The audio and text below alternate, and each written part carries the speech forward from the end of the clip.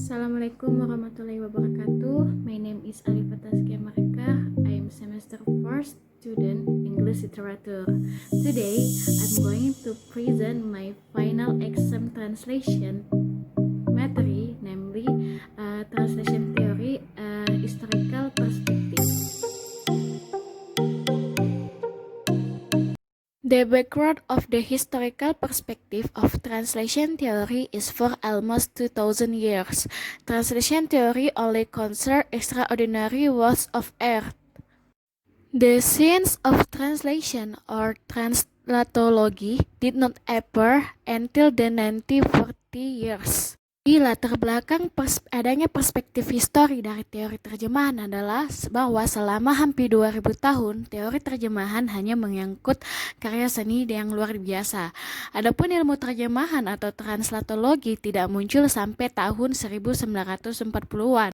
The history of translation theory stated back is what translation say about the arts, crafts, science, how translation have been evaluated, and what recommendation the translation is made or how the translation has been taught.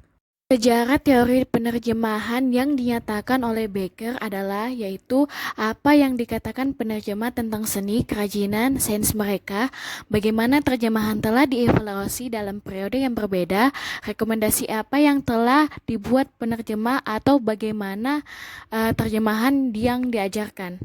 George Steiner in After Bible divides the literature on the theory, practice, and history of translation into 4 periods, stretching from Cicero to the present. Jadi, George Steiner dalam After Bible membagi literatur tentang teori, praktik, dan sejarah terjemahan ke dalam 4 periode yang terbentang dari era Cicero sampai hingga saat ini.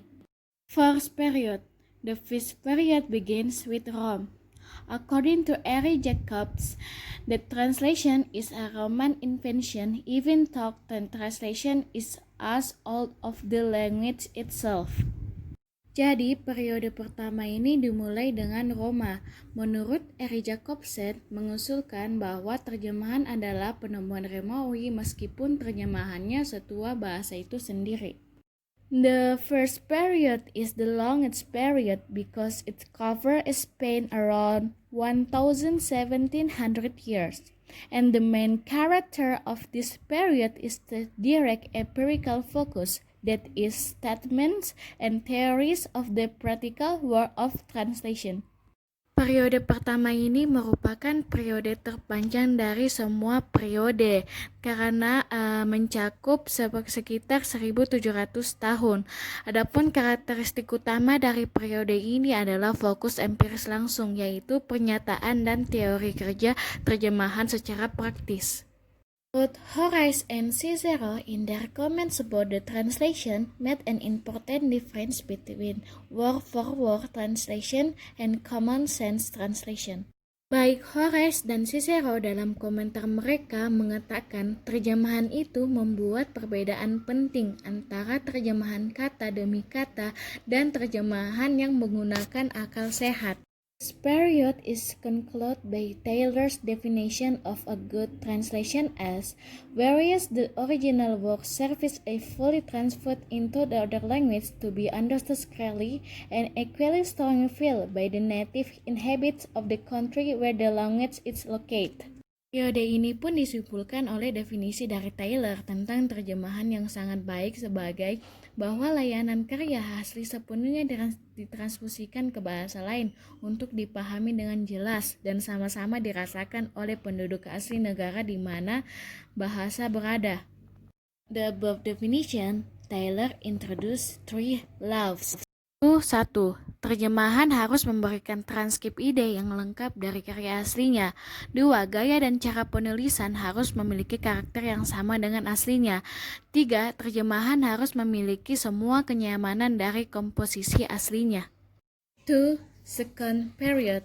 According to Steiner, this period ran until 40 of the 20th century.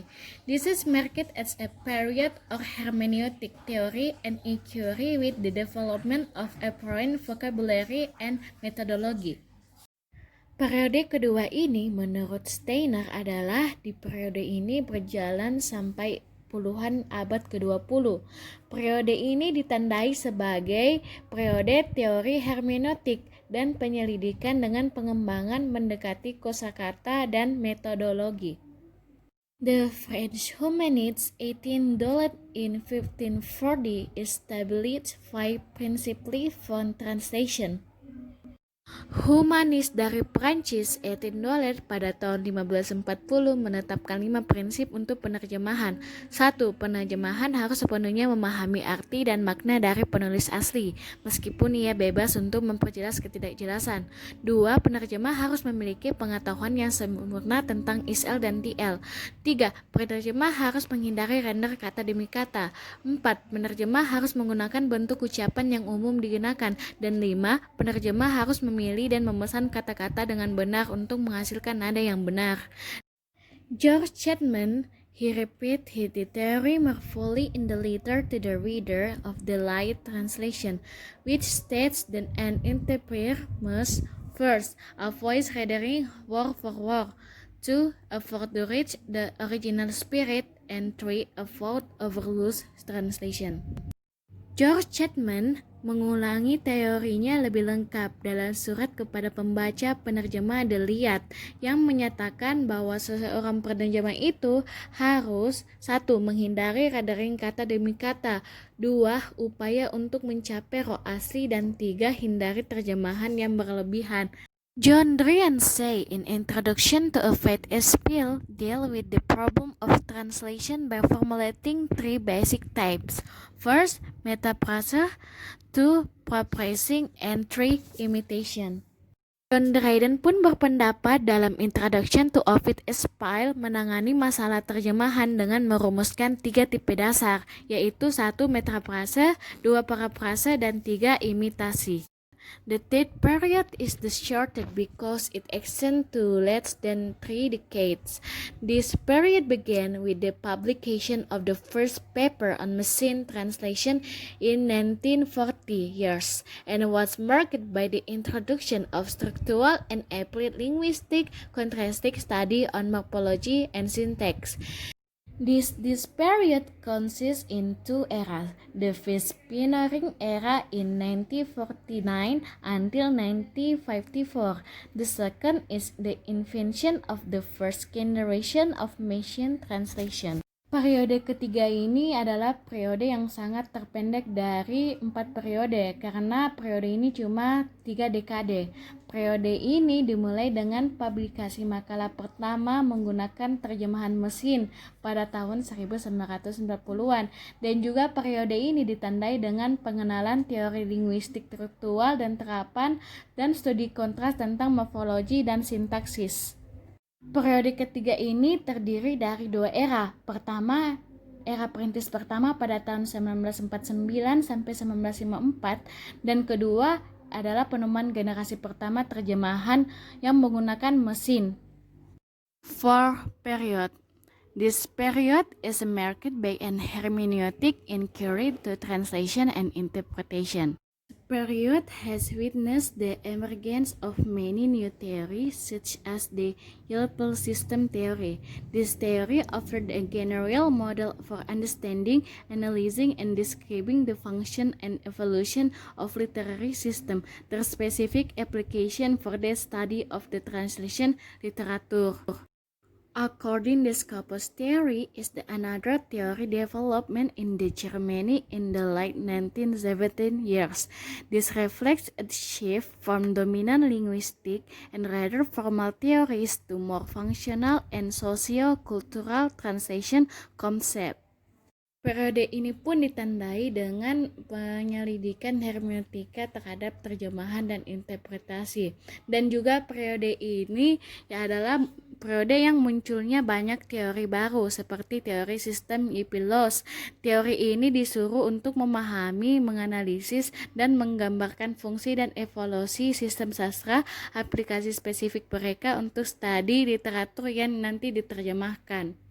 Ada juga teori Scopus yang dikembangkan di Jerman pada akhir 1970-an. Ini mencerminkan pergeseran dari teori linguistik dominan dari formal ke konsep terjemahan yang lebih fungsional. Computerization Translation. The era of computer discovery has led inspiration after automatic machine translation, where computers as provided by ST to be reproduced automatically or with human assistance as semantically equivalent and whole format text in TL. In this period, MT has experienced 5 periods of development. According to SCV in 2004, di era terjemahan terkomputerisasi ini adalah era yang sudah menggunakan terjemahan mesin otomatis, di mana komputer disediakan dengan ST untuk diproduksi secara otomatis dan dengan bantuan manusia sebagai teks yang secara semantik setara dan terbentuk dengan baik. Jadi era ini dikatakan sebagai era modern karena di era ini sudah digunakan terjemahan secara mesin otomatis dengan bantuan manusia sebagai teks. Juga di era ini mesin otomatis itu mengalami 5 periode perkembangan menurut Asafi pada tahun 2004. Dan periodenya itu tertulis di PPT ini. Arabic Theorization. According to Baker, the Arab were praised for starting the first large-scale translation activity in history. This activity began during the reign of Banu Umayyad and reached its peak under the Abbasids, especially during the reign of Al-Mum, known as the Golden Era of the translation. Two translation methods have been adopted. The first relating to Yohanna ibnu al-Batrik and Ibnu Naim al-Himsi, so literally but unsuccessfully, that is revised by Hunan with Ishaq, with whom the second method was a link which used common sense translation. Teorisasi Arab ini menurut Baker adalah orang-orang Arab ini dipuji karena memulai kegiatan terjemahan berskala besar pertama dalam sejarah. Kegiatan ini dimulai pada masa pemerintahan Bani Umayyad dan mencapai puncaknya di bawah Abbasiyah, terutama pada masa pemerintahan Al-Mum yang dikenal sebagai era emas terjemahan di Arab. Adapun dua metode terjemahan yang telah diadopsi, yang pertama yang berkaitan dengan terjemahan secara harfiah tetapi tidak berhasil sehingga direvisi ulang oleh Hunain ibn Aqsa, dengan metode kedua dihubungkan yang menggunakan akal sehat dari terjemahan itu. Status of the Contemporary Translation Theory. Peter Emery with Klein Bradley argues that theory has no place in most university translation program, and insofar as they state that it should be thrown out of more practical work.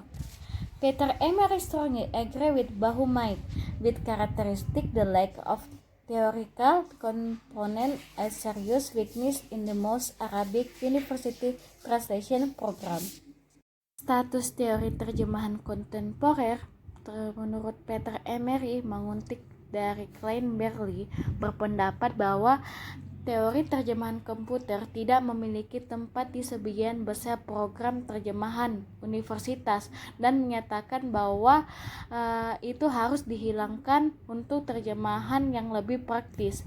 Peter Emery pun juga sangat setuju dengan Bahumaid yang mengatakan bahwa kurangnya komponen teoritis sebagai kelemahan di sebagian besar program terjemahan di Universitas Arab. And that's all at the final exam translation material that I have explained. I apologize for my explanation and this video, and thank you so much for watching this video. I think that's all from me. Assalamualaikum warahmatullahi wabarakatuh. Have a nice day.